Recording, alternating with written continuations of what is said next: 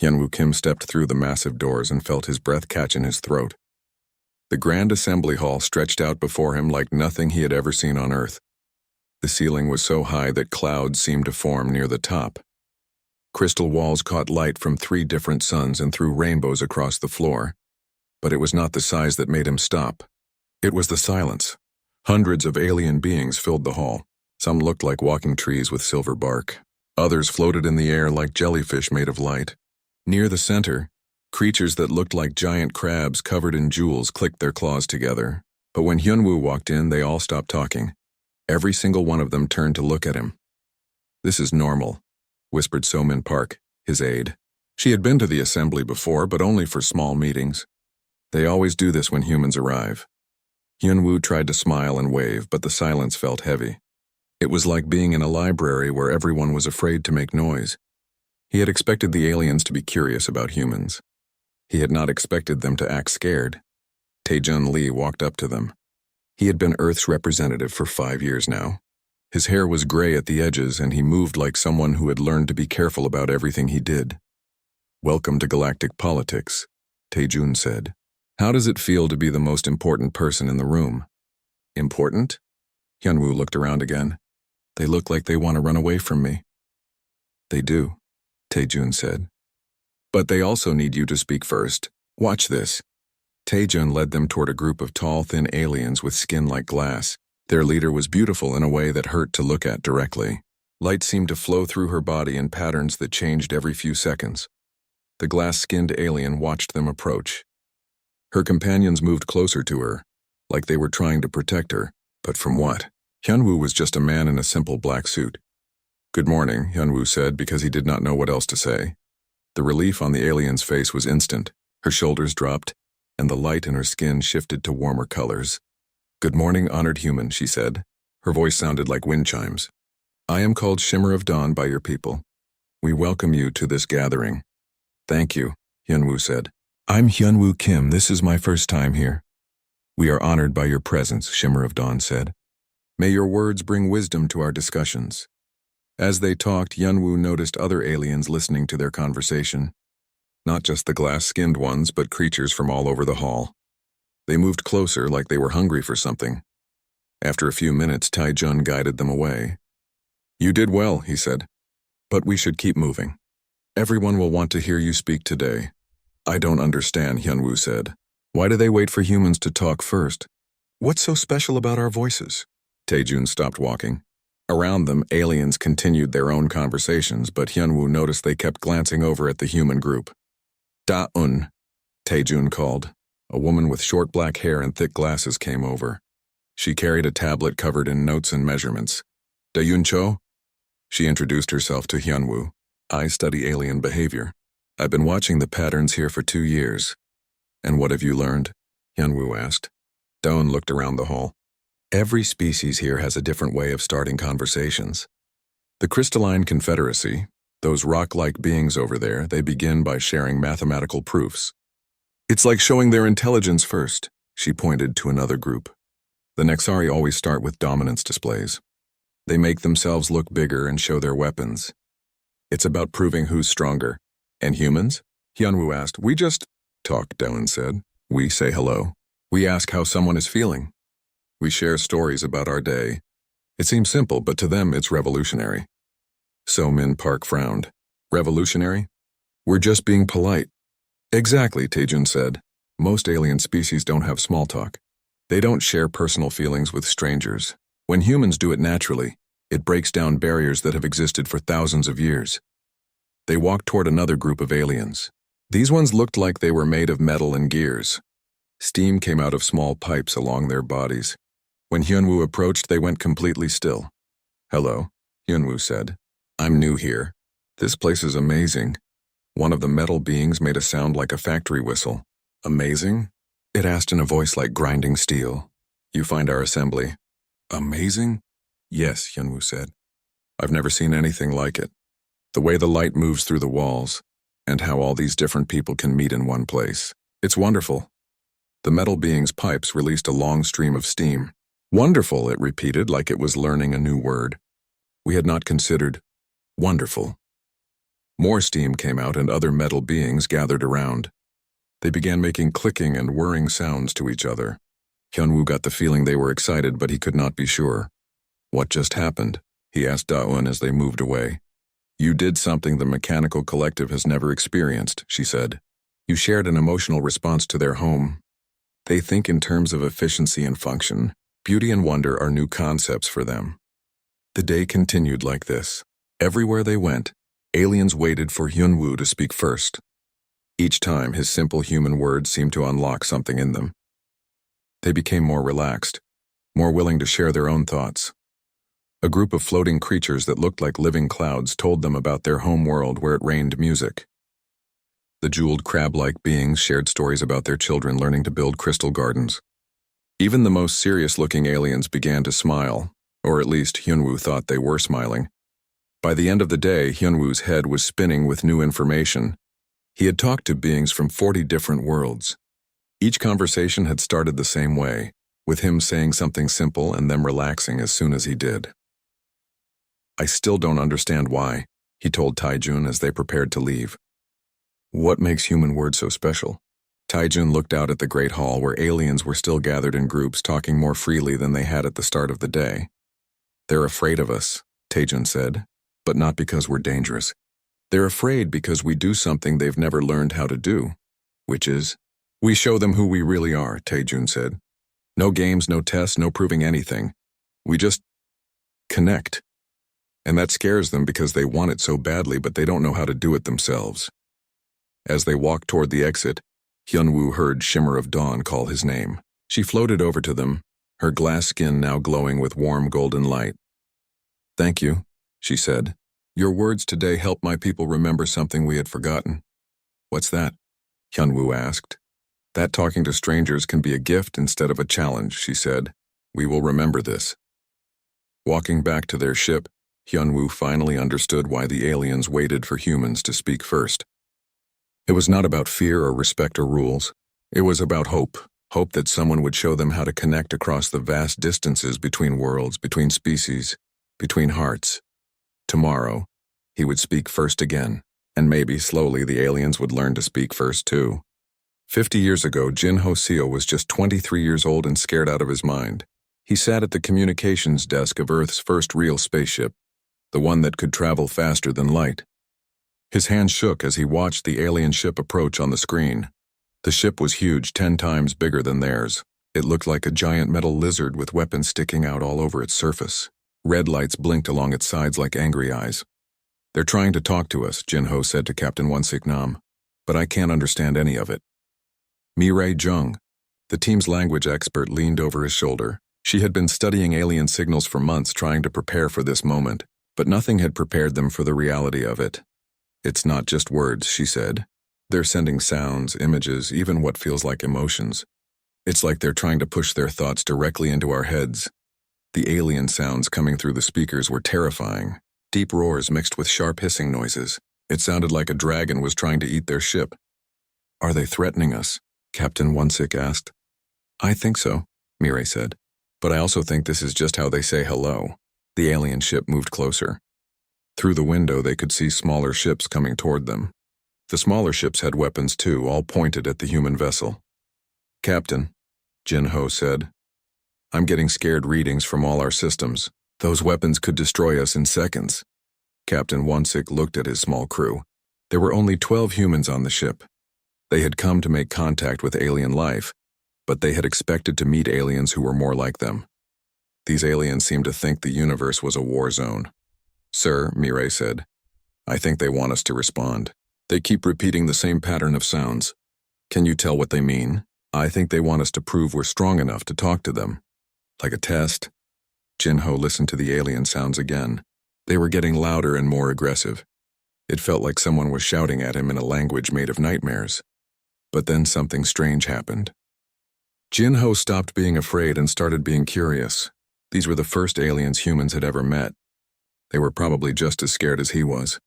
Maybe they were shouting because they didn't know how else to communicate with strangers.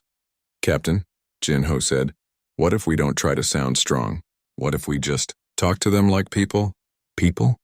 Captain Won-sik looked confused. They're aliens. But they're still someone's children, Jinho said. They probably have homes and families and things they worry about. What if we just tell them about us? Mirai stared at him. That's not how first contact is supposed to work. How is it supposed to work?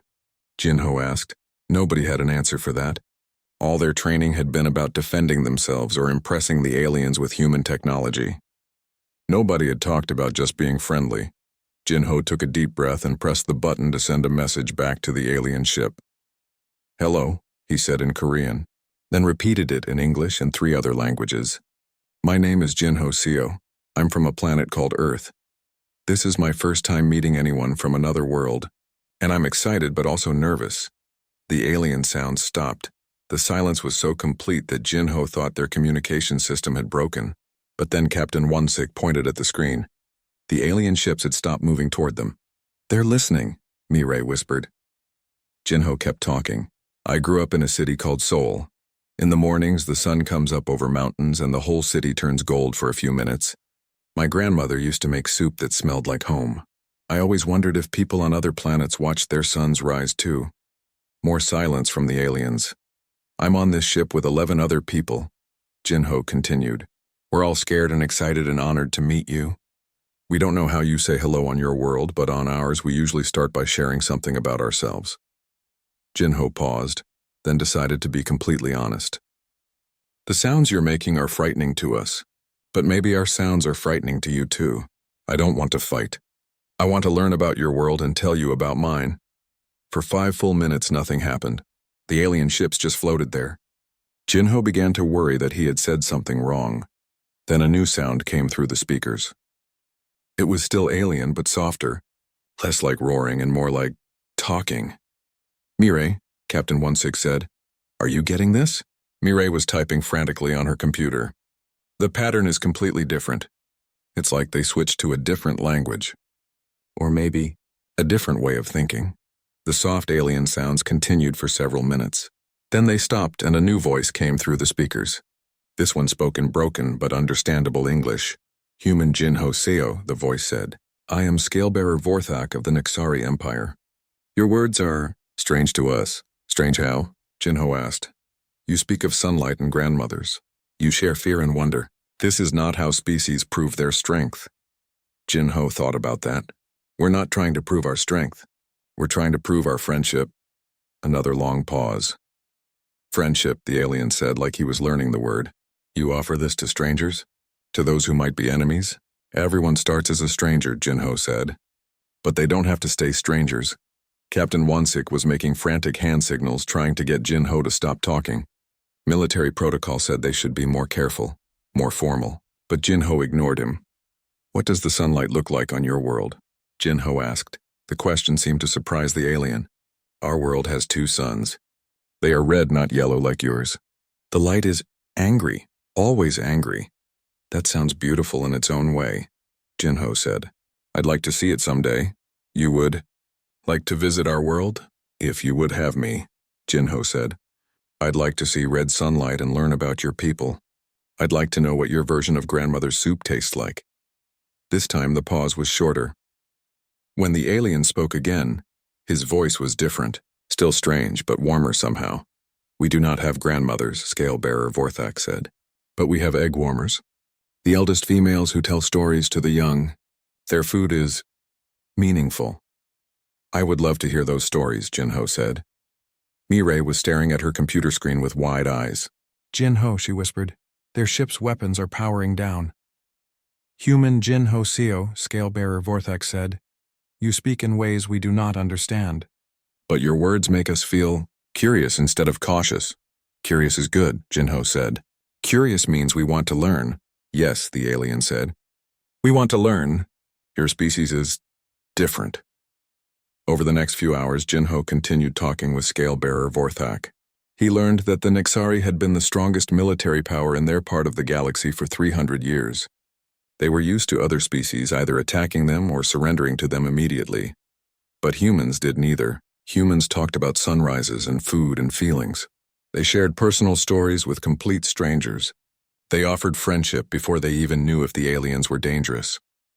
This is not normal, Scalebearer Vorthak explained. Species do not trust each other so quickly. Maybe that's why there's so much fighting in the galaxy, Jinho suggested. Maybe everyone's just scared because no one knows how to make friends. By the end of that first day, Scalebearer Vorthak had invited the human ship to visit the Nixari homeworld. Not as prisoners or as subjects, but as guests. Captain Wansik couldn't believe it. Jinho, he said, do you realize what you just did? You turned a potential war into a cultural exchange with nothing but small talk. Jinho shrugged. I just talked to him like a person. Because that's what he is, under all the scales and weapons. Just a person from somewhere else. Mireille was already working on a report to send back to Earth. This is going to change everything, she said. If talking openly and honestly can turn enemies into friends this quickly, imagine what it could do for galactic relations. It's not magic, Jinho said. It's just being human, being real with each other. But as their ship followed the Nexari fleet toward their homeworld, Jinho realized that maybe being human was more special than he had thought. Maybe in a galaxy full of species who communicated through strength and fear and formal protocols, simple human honesty was the most powerful force in the universe. He just had no idea that 50 years later, every alien species in the galaxy would be waiting for humans to speak first, hoping to experience that same moment of connection that had turned Scalebearer Vorthak from a potential enemy into a lifelong friend. Yunji Kang had been studying alien minds for 15 years, but she still couldn't explain what made human communication so different. She sat in her research lab on Station Alpha, watching video recordings of human-alien interactions for the 100th time. On her main screen, she watched Jae Sung-oh, a human trader talking to a crystalline being about grain shipments. What should have been a simple business discussion had turned into something much more personal. The harvest was late this year, Jae Sung was saying. My wife's family has a farm back on Earth. They lost half their crop to bad weather. It reminded me that food isn't just numbers on a contract. It's about families eating dinner together. The crystalline being, a creature that looked like a walking diamond the size of a person, had gone completely still. Its internal light, which usually pulsed in steady mathematical patterns, began flickering in ways Yunji had never seen before. Family? The crystalline asked. Its voice sounded like crystal bells ringing. You think of family when you arrange food trades? Of course, Jae Sung said. Don't you? The crystalline's light dimmed almost to nothing. We think of efficiency, optimal distribution, mathematical models for supply and demand. But who eats the food? Jae Sung asked. Someone's family, right? Someone's children? Yoonji leaned forward. This was the moment that happened in almost every human-alien conversation. The moment when the alien discovered that humans thought about feelings and relationships even during business. Children, the crystalline repeated. The word seemed to resonate through its crystal body, creating new harmonics in its voice. Yes, we have young ones who consume nutrients for growth. Tell me about them, Jae Sung said.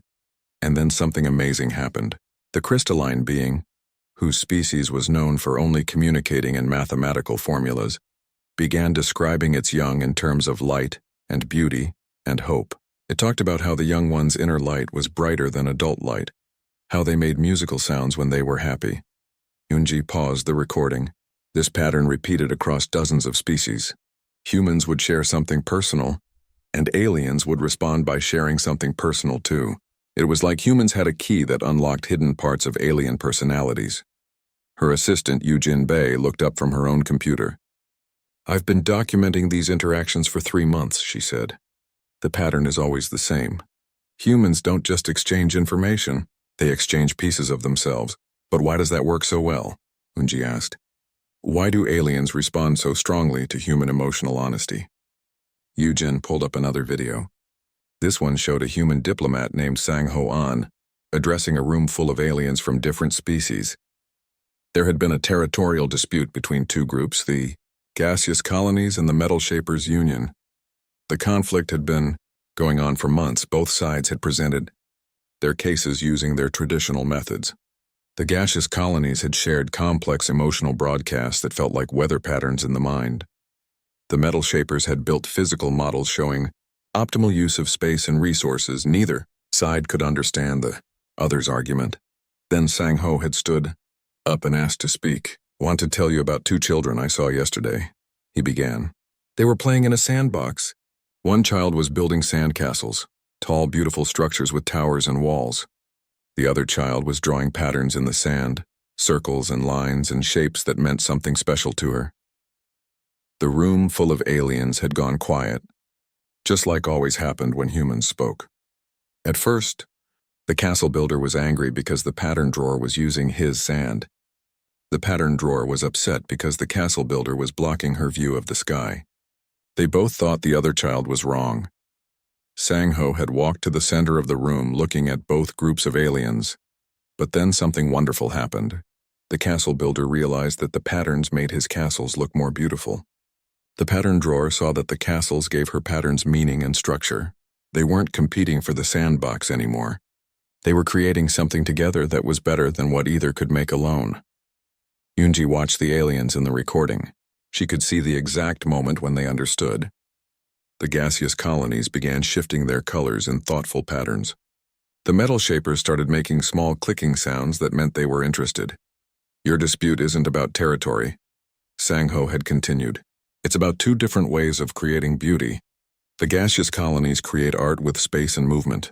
The metal shapers create art with structure and function. You need each other. Within an hour, both sides had developed a plan to share the disputed territory. The metal shapers would build beautiful structures that the gaseous colonies could flow around and through, creating living art that combined both their talents. That was 6 months ago, Yoojin said. The territory they're sharing has become a tourist destination. Beings from all over the galaxy come to see what they built together. Yoonji shook her head in amazement. A children's story about playing in sand solved a conflict that formal diplomacy couldn't touch. It's not just the story, Yoojin said. It's the way humans tell stories. They make everything personal. They connect big ideas to small, real experiences that everyone can understand. Yoonji pulled up her research notes. She had been studying alien communication methods for years. Most species had very formal, structured ways of sharing information. The hive mind spoke in collective thoughts that felt like being inside a crowd of voices. The silicon-based confederacy communicated through mathematical equations. The Nexari used dominance displays and hierarchy signals. But humans did something completely different. They told stories. They shared feelings. They connected with others by being vulnerable and honest about their own experiences. Look at this, Yoojin said, showing Eunji another recording. This is from last week. On the screen, a human teacher named Boram Han was working with a group of young aliens from 5 different species. The young ones were having trouble learning galactic history because each species taught history differently. Let me tell you about the first time I was scared, Boram had said. I was 6 years old and I had to give a speech in front of my whole class. I was so nervous that my hands were shaking. The young aliens had moved closer, their eyes wide with interest. But you know what I learned? Everyone in that classroom had been scared of something too. My teacher had been scared of forgetting her words. My friend was scared of falling off his chair. Even the bravest kid in class was scared of his parents being disappointed. One of the young aliens, a small crystalline being, had raised a crystal appendage. I am scared of my light going dim when others watch me. That's normal, Boram had said. Being scared means you care about doing well. Soon all the young aliens were sharing their fears and hopes and dreams. They discovered that even though they came from different worlds, they all worried about similar things. Disappointing their families, not being smart enough, not having friends. From that day on, they learned galactic history not as a series of facts and dates, but as stories about real beings who had been scared and brave and curious, just like them. The young ones started teaching their parents what they learned, Yoojin explained. Now we have adult aliens from different species talking to each other in ways they never did before. Yoonji realized she was beginning to understand. It's not that humans are better at communicating, she said slowly. It's that we communicate about different things. Why? What do you mean? Most alien species communicate to share information or establish social order, Yoonji said. But humans communicate to connect. We share our inner experiences. We make ourselves vulnerable, and that vulnerability creates trust, Yoojin nodded. And once there's trust, aliens feel safe sharing their own inner experiences, which they've always had, Yoonji realized. The crystalline beings always cared about their children. The gaseous colonies always created art. The metal shapers always took pride in their work, but they never shared those feelings with outsiders because no one had shown them it was safe to do so. Until humans came along, Yujin said. Yunji stood up and walked to the window. Outside, she could see the main plaza of Station Alpha. Humans and aliens moved together through the space, talking and laughing. Not just conducting business or following protocols, but actually enjoying each other's company. We didn't teach them how to feel, she said. We taught them how to share what they were already feeling. And that changed everything, Yujin said. Yunji watched a group of young beings, human and alien children, playing together. They were building something that looked like both a castle and a pattern, working together on a creation that no single species could have imagined alone. Yes, she said, it changed everything. But as she watched the peaceful scene below, Yunji began to worry about something else. What would happen if the aliens became too dependent on human emotional guidance? What if they stopped developing their own ways of connecting with each other? It was a question that would soon become much more important than she realized. Bo-Ram-Han noticed the problem first. She was Earth's chief diplomatic strategist, and her job was to watch patterns in galactic relations. What she saw worried her deeply. It started with small things. Trade negotiations that used to take weeks now took months, because the alien species involved would wait for human mediators before making any decisions. Military alliances that had existed for centuries were falling apart, because the species involved could no longer communicate effectively without human translators present. We have a crisis, Bo-Ram told the emergency council meeting. Around the table sat the top human diplomats from across the galaxy. The aliens are becoming dependent on us. Chanwu Lim, who had been investigating diplomatic breakdowns in the Outer Rim, nodded grimly. Last month, the hive minds of Sector 7 completely stopped talking to the Silicon-based Confederacy. When I asked why, they said they were waiting for a human to help them understand each other. That's ridiculous, said one of the other diplomats. Those two species have been trading partners for 200 years. Not anymore, Chanwu said. They've forgotten how to communicate without us. Bo-Ram pulled up a holographic display showing diplomatic incidents across the galaxy. Red marks appeared on dozens of star systems. Trade disputes, territorial arguments, alliance breakdowns, all because alien species refused to negotiate without human presence. The room fell silent as everyone studied the display. The red marks seemed to be spreading. How did this happen? Asked Damin Seo, Earth's representative to the Crystalline Confederacy. We made it too easy for them, Bo-Ram said. When humans mediate disputes, everything gets resolved quickly and peacefully. The aliens started requesting human mediators for smaller and smaller problems. Now they won't even try to solve conflicts themselves. Haewon-Jong raised her hand. She worked on the rim worlds far from Earth. It's worse than that. The vapor walkers in my sector have stopped making any decisions without human approval. They wait for me to tell them when to plant crops, when to celebrate festivals, even when to repair their buildings. That's not mediation, Bo-Ram said. That's dependency. Chanwu shared his own report. The tentacled philosophers used to have the most complex philosophical traditions in the galaxy. Now they just copy human storytelling techniques badly. They've abandoned thousands of years of their own wisdom to imitate us. Subin Kim, the youngest diplomat present, looked upset. Are we hurting them by helping them? Bo-Ram nodded slowly. I think we are. We wanted to teach them how to connect with each other. Instead, we accidentally taught them that they need us to connect with each other. The problem was spreading faster than anyone had expected. Dongmin Yu, who monitored communications across 12 systems, showed them the data. Alien-to-alien communications are down 70% from 5 years ago, he said. But alien-to-human communications are up 300%. They're not talking to each other anymore. They're only talking to us. The most heartbreaking example came from Haewon's region. She had worked with the Vapor Walkers for 3 years, helping them resolve conflicts with neighboring species.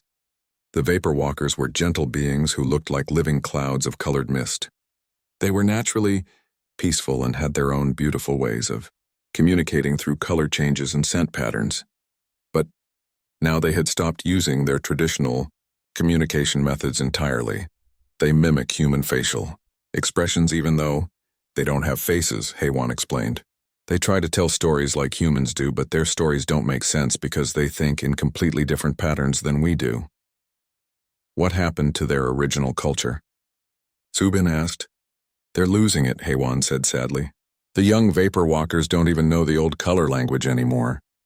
They think human-style talking is the only real way to communicate. The situation was becoming dangerous. Without the ability to communicate effectively among themselves, alien species were starting to isolate from each other. Some were forming human-dependent colonies where they waited for human guidance on everything. Others were rejecting galactic society entirely and returning to their home worlds. The Nixari Empire is talking about withdrawing from the Galactic Council, Chan Wu reported. They say the Council has become too dependent on human influence. Scalebearer Vorthak specifically mentioned that his people feel like they've lost their warrior culture, Boram added. He said Nixari youth now want to be diplomats instead of warriors, but they can't be effective diplomats without humans to guide them. The irony was painful. Humans had brought peace and understanding to the galaxy, but in doing so, they had accidentally taken away the aliens' confidence in their own abilities. Dongmin shared the most disturbing report. There was an incident last week in the crystalline territories. 2 crystalline clans got into a dispute over mining rights. Instead of using their traditional mathematical arbitration methods, they waited for a human mediator. What happened? Subin asked. The human mediator was delayed by 3 days. In that time, the dispute escalated into actual violence. Beings who had peacefully resolved conflicts for centuries ended up fighting because they no longer trusted their own conflict resolution methods. Boram felt sick. We did that. We made them doubt themselves. It gets worse, Dongmin continued. The fighting only stopped when the human mediator arrived and told them to use their traditional mathematical methods. Methods they had forgotten they could use without human permission. The room was quiet for a long time. These were some of the most experienced diplomats humanity had ever produced, and they had accidentally created a galaxy-wide crisis while trying to help. What do we do? Haiwan asked finally. We could withdraw human mediators gradually, suggested Chan Wu. Force them to start solving problems themselves again. That could lead to wars, Boram pointed out. They've become so dependent on us that sudden withdrawal might cause the kind of conflicts we were trying to prevent. But if we keep helping them, they'll never regain their independence, Subin said. Boram studied the holographic display again. Each red mark represented a diplomatic crisis, but she realized that each mark also represented an opportunity. What if we're approaching this wrong? She said slowly. What if the goal isn't to withdraw our help, but to change how we help? What do you mean? Dongmin asked. Instead of solving their problems for them, what if we helped them remember how to solve problems themselves? What if we taught them that their own methods are valuable? Hei-Wan looked thoughtful. The Vapor Walkers still remember their color language. They just think it's inferior to human speech. And the crystalline clans still know their mathematical methods, Dongmin added. They just don't trust those methods anymore. So our job isn't to replace their cultures, Boram realized. Our job is to help them value their own cultures again. Subin nodded excitedly. We could show them that human communication works well for humans, but their communication methods might work even better for them. It won't be easy, Chan Wu warned. Some species have been dependent on human guidance for years now. They might resist being pushed toward independence. Then we don't push, Boram said. We invite. We show them that their own ways of connecting are beautiful and valuable. As the meeting broke up, Boram remained behind, staring at the display of crisis points. Tomorrow she would begin the most delicate diplomatic mission of her career. Not teaching aliens how to be more like humans, but helping them remember how to be themselves. The humans had given the galaxy a gift, the knowledge that different species could connect across vast differences. Now they had to give an even greater gift, the confidence for each species to connect in their own unique way. But first, they would have to convince species who had forgotten their own voices that those voices were worth hearing. The Great Assembly had never been so quiet. Kyung-ho Ryu stood at the human delegation's podium, looking out at representatives from 400 species. Behind him sat the other human diplomats, including Sora Moon, who was monitoring the situation with growing anxiety. A massive space anomaly was threatening 3 star systems. Entire worlds might be destroyed if the galactic community couldn't work together to find a solution. Every species had gathered for the most important meeting in galactic history, and Kyung-ho was refusing to speak first. For 3 hours, the silence had stretched across the hall.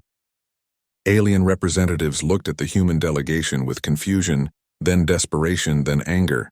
They whispered among themselves, but no one stood up to address the assembly. "Sir," Sora whispered to Kyung-ho, "they're waiting for you." "I know," Kyung-ho said quietly. "Let them wait." Sora checked her datapad. "Some of the delegations are talking about leaving. They say if humans won't speak first, there's no point in having a meeting. Then they'll learn something important today," Kyung-ho said. In the front row, Shimmer of Dawn of the Valkyrie delegation kept looking at Kyung-ho with pleading eyes. Her translucent skin flickered with nervous patterns of light. Behind her, the other Valkyrie representatives were becoming agitated, their lights flashing in distress signals. The crystalline confederacy was making worried chiming sounds. The Nexari were clicking their claws impatiently. Even the gaseous colonies, usually so calm, were swirling in anxious patterns. "They're scared," Sora observed. "Good," Kyung-ho said. "They should be scared. Not of the space anomaly. They should be scared of forgetting how to speak for themselves." 4 hours passed. Some delegations started to get up and leave, but Kyung-ho didn't move from his position. He just stood there waiting. Then, something unexpected happened. A young crystalline being from the back of the assembly stood up. Sora checked her files. It was someone called Clear Tone of Morning, a junior representative who had never spoken in the assembly before. Clear Tone began, then stopped. Her crystal body was flickering with uncertain light patterns. The entire hall turned to look at her. She seemed terrified, but she didn't sit down. "I am afraid," Clear Tone said, her voice like distant wind chimes. "I am afraid that if we cannot work together, my homeworld will be destroyed. I'm afraid that billions of my people will die because we are waiting for someone else to tell us what to think." Her voice grew stronger as she continued. "The humans taught us that it is safe to share our fears. So I share mine now. I am afraid that we have forgotten how to be brave without human guidance." The hall was absolutely silent. No alien had spoken first in a galactic assembly for 50 years. But Clear Tone wasn't finished. "My people, the Crystalline Confederacy, we know mathematics. We understand space and time and energy. We have been studying the anomaly for months. We have solutions to propose." She looked directly at Kyung-ho. "We do not need humans to give us permission to share our knowledge. We need to trust ourselves." Clear Tone's words seemed to break something open in the assembly. Slowly, Shimmer of Dawn stood up. "The young crystalline speaks truth," Shimmer of Dawn said, her voice shaking but determined. "My people, the Valkyrie, we have ships that can travel through space in ways others cannot. We have been watching the anomaly from angles no one else can see. We have information that could help." Her light patterns shifted to warmer colors as she gained confidence. "For too long we have waited for humans to ask us what we know. But this is our galaxy too. Our homes, our families, our future. We should speak because we care, not because humans give us permission to care." One by one, other species began to stand and speak. The metal shapers described engineering solutions they had been developing. The hive minds shared collective insights about the anomaly's behavior. The gaseous colonies offered to use their unique physiology to explore dangerous areas that solid beings couldn't survive. Each species spoke in their own way. The crystalline beings shared complex mathematical models that painted pictures of hope in numbers and equations. The Nexari discussed honor and duty, but with genuine emotion instead of empty ritual. The Vapor Walkers communicated through beautiful color displays that somehow conveyed meaning even across species barriers. Sora watched in amazement. "They're not copying human communication styles anymore," she whispered to Kyung-ho. "They're using their own methods, but with the emotional honesty that humans showed them was possible."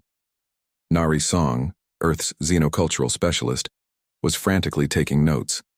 "This is incredible," she said. "Each species is finding their own way to be vulnerable and authentic.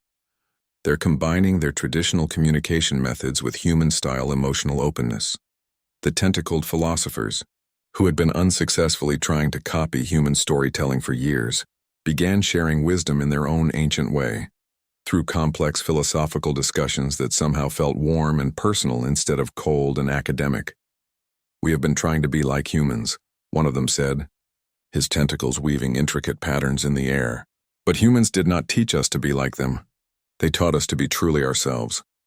As the day continued, something beautiful happened. The species weren't just sharing information about the space anomaly. They were learning to connect with each other in new ways.